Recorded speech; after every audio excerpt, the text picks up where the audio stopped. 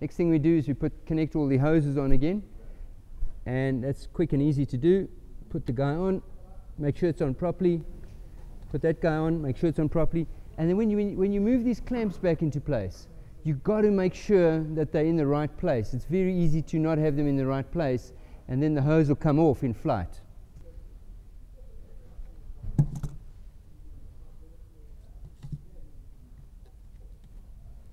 The hose clamp must be beyond the little flared part of the tube, and you must feel it like that, that it's beyond the hair flared part of the tube and that the hose clamp is on properly.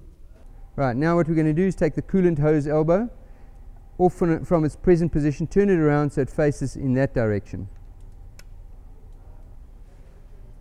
Watch the O-ring, make sure the O-ring is perfectly placed. Turn this guy around and move these bolts to those holes there, and put that guy back in place there like that. Torque setting here, 10 Newton meters. 10 Newton meters. What you do is you tighten this guy a little bit, and the bottom one a little bit, top one a little bit more, bottom one a little bit more, top one a little bit more again. 10 Newton meters, bottom one 10 Newton meters as well. Double check, 10 Newton meters, 10 Newton meters, done. What we're going to do now is just rest the engine down flat again so that we can work on the top of it. Loosen these two bolts slightly. Again, lower it down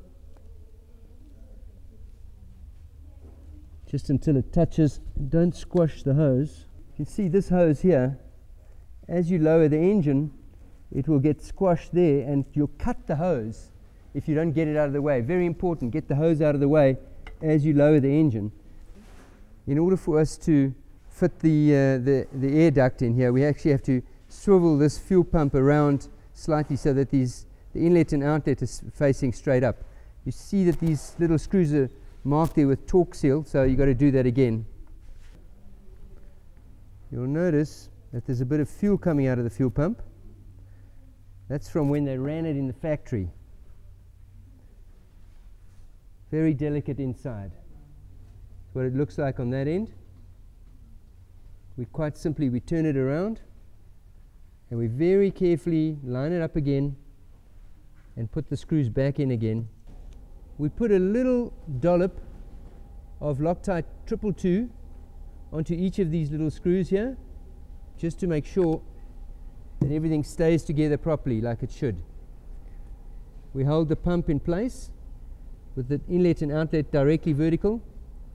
We put these guys back in, and again, don't cross thread. Just go in nice and easy. Right, the trick here is to make sure that you tighten the little screws enough, but not too much. And because you can't actually put a torque wrench on here, so you've got to feel it for yourself.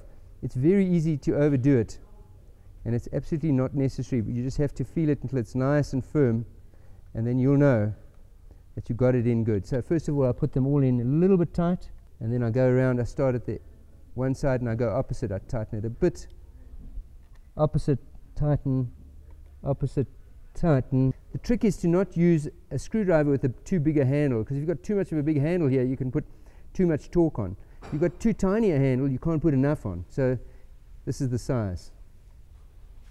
Absolute certainty. We cannot make a single mistake. There we go, fuel pump on. So we lift this lot up like this, squeeze this guy in,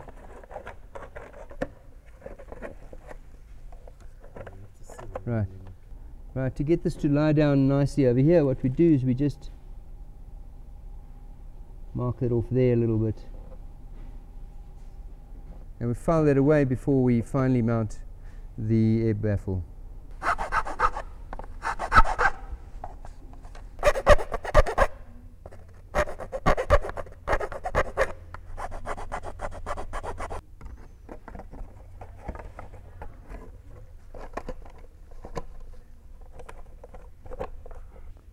This is where we filed it, right over there, that little spot.